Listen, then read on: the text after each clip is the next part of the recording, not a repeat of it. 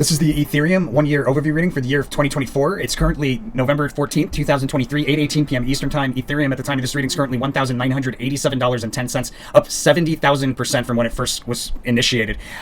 The shuffle file that we're about to play for you was created on September 24th, 2023 at 10:05 p.m. Eastern Time. Oh, and that's a USD, by the way. And that shuffle file is this video right here in the corner.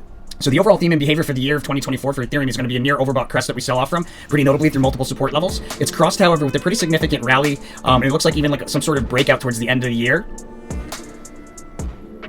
Behavior around the highest high, we have 3 crisscrosses back and forth through the same price level. So first upwards through it, then downwards, then upwards again. Usually that pattern there with the virtue card will, through the third cross to the upside, indicates like it confirms like a rally to commencement, but on the scale of like a 1 year, not so sure that's the case, especially with the Queen of Swords kind of as the following year's like preview card. I would say that we see the high for the year at least 2 times. It looks like we probably see it 3 to 4 times. And then as far as the lowest low for the year, it looks like it's within close time proximity to a very significant high, if not the highest high for the year. It's within close time proximity to that, so likely we fall from that high to reach the lowest low. There's a couple places where we're more likely to have a lowest low, and I'll get into all that in more detail in just a moment, but I want to make sure before we do that everybody's aware of the whole purpose of this channel and the free information that we put out is that we want to make sure everybody is following through on this rule of karma.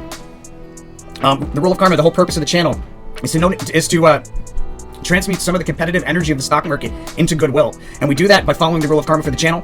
You do so here on the resources tab of our website, where we expect that you're donating 5% of all profitable trades. 5% of the profit should be donated forward to one of these charities. Just click here and donate.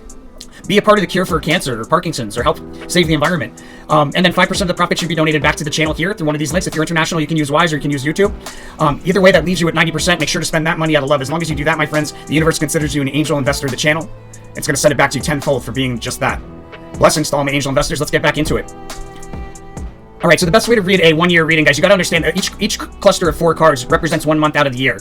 The 2 in the middle going horizontally across the screen, they equal about 2 weeks. They represent about 2 weeks of time. But what you need to understand is that not each card's energy will actually line up with 2 weeks of time. So there's going to be cases where there may be cases where the timing's slightly off, but the sequence of events will still remain accurate, and that's important to understand. When we find ourselves off timing, if it does happen, sometimes it doesn't even happen, but if it does happen, give it plus or minus 2 weeks wiggle room. Make sure that you're following the sequence of events, and you should find yourself back on track as soon as you start following the sequence of events. Not to mention that we don't stay off of the timing for long. If we fall off, it's like a little bit like 2 weeks off here, and then we come back to it like a month later. You must trade responsibly. If you plan to trade with this information, there's 2 things that you must do to make sure you do these 2 things, or that's how you make money, by following these 2 things. If one of these isn't followed, likelihood is you will not make money. Number 1, the rule of karma, you must follow through. Number 2, you must trade responsibly. It's very tempting to, like, after seeing the accuracy of this channel on a regular basis, very tempting to like go all in on something. I'm gonna get rich in like a week.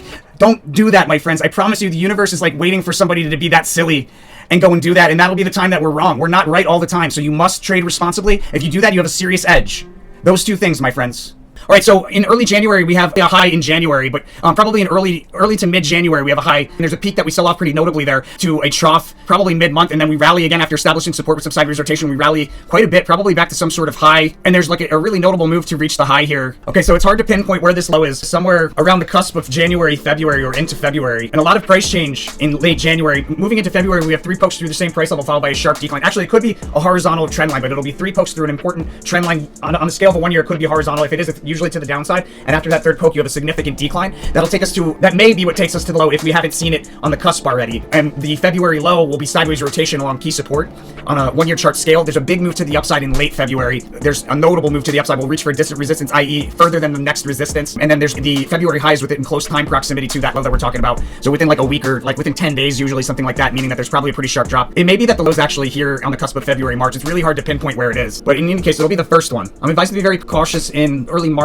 I think probably the low is actually on the cusp of February, March, rather than it being on the cusp of January, February, unless we see it twice. But if I had to pick between the 2, I think it's probably over here. A big move higher in late February, and then that takes us into a low in early March. That's where I'm advised to be cautious. Again, sideways rotation near that low. We'll move higher through a resistance, stay above it briefly, and then break back down through that same price level near the low. And then there's a rally to meet the March high that offers an opportunity I'll talk about in more detail in the paid version. There's a pop and drop in the end of March. But before we go any further, let's take a look and see how we're doing in 2023. This 2023 reading was created October 26, 2022, 10:47 a.m. It's being used today still. So we nailed the lowest low here in January, nailed it. What an opportunity that was to open up a long position. And then we have a high in May. Remember, plus or minus 2 weeks, that April high, pretty much called that. And then we have another high here in August. Looks like it ended up being in July, so a little bit off. Oh, well, if we follow that ruin, actually, I was so early doing these 1 years that I hadn't understood what this stone means, but in many cases, the stone is indicating a highest high. Or significant high of some kind. So pretty much nailed that if you give it the 2 weeks wiggle room. And then we come into some pretty important troughs here in October. You can see these are pretty important troughs. We also had an important trough here in March, and you can see there's an important trough in March. And what it looks like is that we have, this is an important price level here. It's a cross-reading congruency. We have the fortune card and a prominent peak or crest. It's very likely that we have, I didn't have it as a highest high, but I had it as a prominent peak. And you can see it ended up being a highest high again. But aside from that, still pretty darn accurate. I mean, try and find somebody who could come even close to that detail with that kind of accuracy and do it months in advance. I mean, it's over a year now. It's over a year. The paid version, guys, we talk about the best trades and what kind of chart patterns to look for entry and exit around the timing. We talk about where the highest highs and where the lowest lows are for the year. If there's price level information, which we're not always able to extrapolate, but when we do extrapolate price level information, that's in the paid version as well. And we talk about any trades from a multi-year standpoint when relevant as well. And that's all a great way to support the channel, guys. If you utilize that information regularly, it's really the right thing to do. So the way that you get the paid version is you go to our services on our website, Terra for Traders. SO Meta Posts, 1 year report, click here to order, select the year, in this case 2024, type in the ticker symbol or crypto symbol. In this case, it's ETH. Add to cart. Boom. Great way to help support the channel, allowing us to continue putting out content. Again, it's the right thing to do. We know the names of everybody that orders these things. You guys are really the core of people supporting the channel. So thank you very much to all those of you that go ahead and do that. All right, so we have a pretty notable decline, like a pop and drop in late March, and a pretty notable decline off of that pop and drop, which will be a prominent peak on a 1 year chart scale. Will decline pretty notably on a 1 year chart around the cusp of March, April, into a trough in April that we move pretty notably to the upside out of, with a fast sudden move higher. That fast sudden move higher takes us into a rally that takes us to another prominent peak or crest standing out, and then we have another decline towards the end of the month of April through multiple support levels, taking us down to a trough on the cusp of April, May. Sideways rotation in April, May, and a sharp drop that stands out in that period of sideways rotation. Fast sudden move higher off of the May low, which will be a prominent trough, and it'll form when we have out of a decline, a big move from the bottom of a range to the top of a range. I think we'll probably rally from that trough in like the third week of May into a prominent high in late June. The high that we see in May is going to be in like the earlier part of May. It looks like we're going to have a trough and a high, and then go into a low, and then out of that low, there's a fast sudden move higher. But the high that we have in early May, we should see notable decline through multiple support levels into those troughs. Usually revisiting important support level with the Queen of Discs that was revisited, or that was visited once before recently, and was an opportunity. All right, so prominent crest in May, but that rally continues with some volatility in early June, and that volatility ends with a fast sudden move higher, and we push the upper end of a range higher in late June, creating support at a higher price level. It looks like the decline to the June low forms when we have a decline, and it should be somewhere in the earlier part of June. Not really an important low.